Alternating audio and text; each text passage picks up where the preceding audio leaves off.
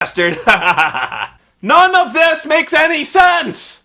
Why is Zeist never mentioned a single time by anyone in the first movie? Why doesn't MacLeod recognize Ramirez at all when they meet in Scotland, even though they got married on Zeist? Who are you? Why does Ramirez have to explain everything about immortality to MacLeod when he was listening when sentence was passed on Zeist? Why do the other immortals want to fight anyway if the prize sucks so bad? It's better to burn out than to fade away. Why are there other immortals if Katana only sent MacLeod and Ramirez to Earth, and he specifically ordered his men to kill all the other rebels? Kill them. Where did they come from? Why are they immortal on Earth and not on Zeist? What the fuck is the quickening? What's the deal with the glowing orange juice? What the fuck is he writing on MacLeod's head? What's the significance of the gathering? Why can they telepathically sense deer? And why is this never mentioned again? Why does MacLeod have no idea how to fight even though he's an intergalactic freedom fighter? Why does this make even less sense than naked zombie Sean Connery throwing axes at a floating zombie head? Why am I in a Starfleet uniform? How far into this movie are we anyway? When you need me, you'll only have to call my name. 12 minutes?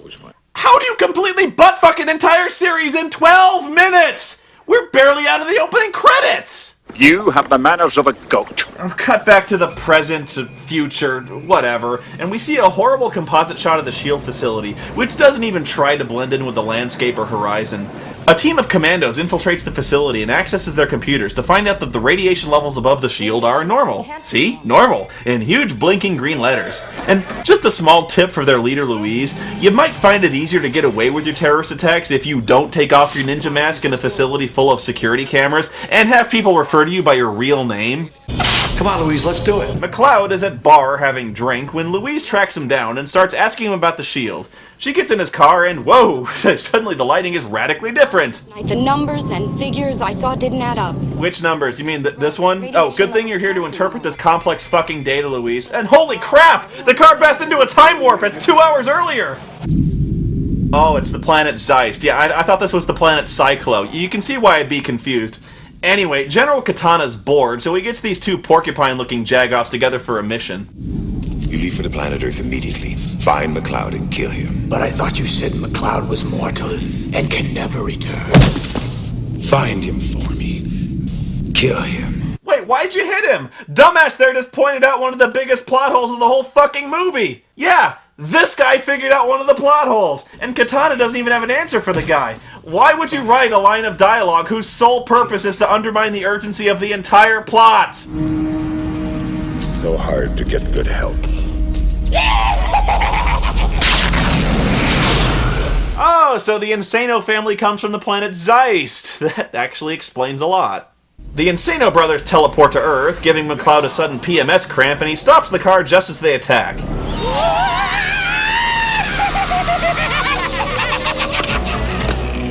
Who are they? I don't know. The cloud. Ladies and gentlemen, the Conquerors of Zeist! Seriously, how bad does your rebellion suck if you lose to these guys? The cloud. Get in there! Don't make a sound! In here? Hey, that's a pretty good idea, but maybe you ought to try hiding her someplace when the maniacs aren't looking directly at you. MacLeod! Damn! The 70-year-old man with a bad hip jogging slowly away without any form of cover is impossible to hit!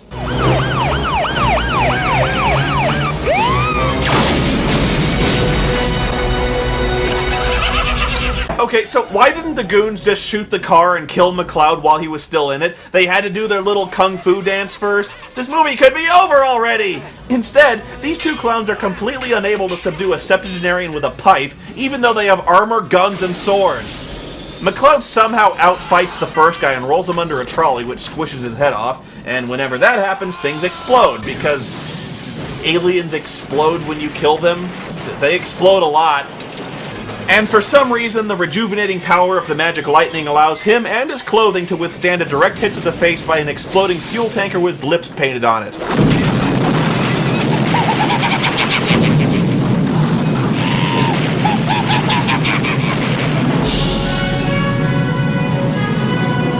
Oh, come on! Even Bugs Bunny would have to sit down for a minute after a shot like that. Oh, and he's young again, because the quickening does that. Huh? So the gun can utterly destroy a police car, but only mildly annoys MacLeod. Oh, and they have jetpacks too. Did I mention that? McCloud jumps on the other guy's hoverboard, somehow mastering it in seconds. Change! You got change! Oh, God! Come on, help the guy out! Come on! McCloud tries to hook this guy up with some free cable, and, well, he blows a fuse. Did General Katana really think this was going to work? Why did he hire these two assholes? And remember, this was Plan A. I'd hate to see the fucking B Squad.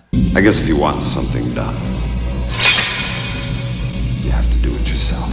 Isn't Katana a general, implying that he has command of, you know, an army? Or were those two guys it? And if he sent McCloud to Earth 500 years ago to be immortal, why is Katana on Zeist exactly the same age 500 years later? You are made of stupid! Now that McCloud's young again, Luis immediately jumps his bones.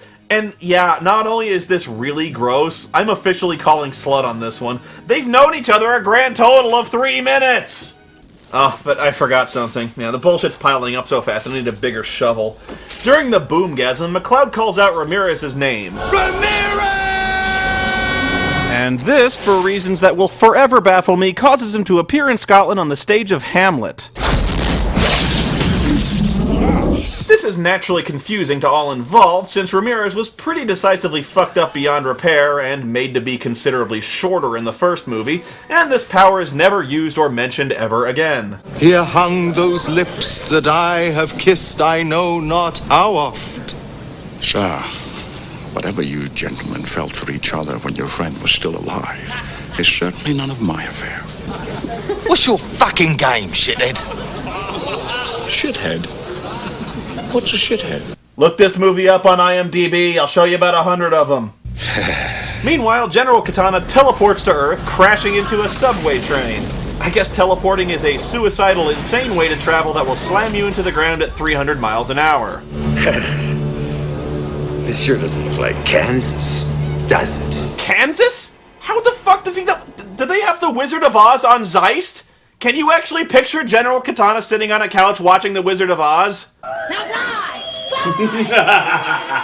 Yes, that's what I need to defeat McCloud. Flying monkeys!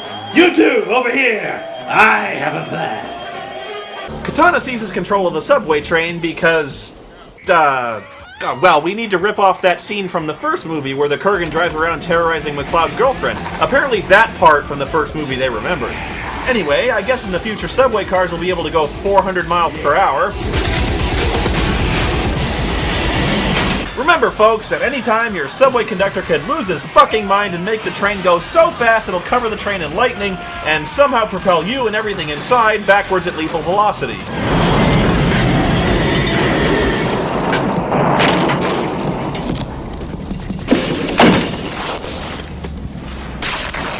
Last stop. Somehow Katana knows exactly where McCloud is and starts taunting him as he's paying his respects to somebody. Ashes to ashes. Dust to dust.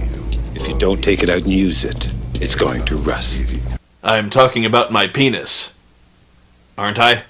Remember the golden rule, Highlander. We must never fight on holy ground.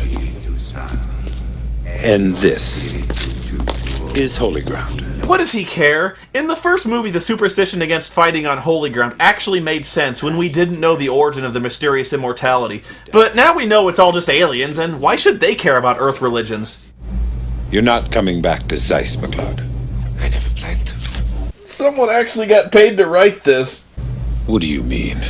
After all this time, I was ready to kick back, crawl, and die. Then you send those spunks down here.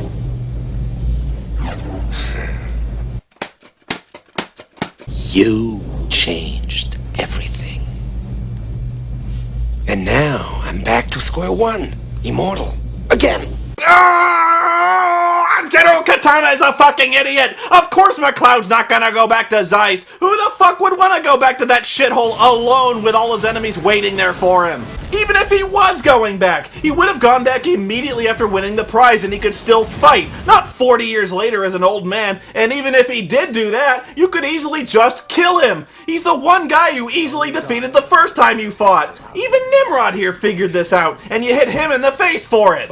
We wouldn't even have a movie if you just stayed at home, played some Nintendo, and let the poor bastard drink himself to death in 2 years. But no! You had to go to Earth and shake his fucking tree. Now you done pissed him off, and yeah, now he wants to kill you.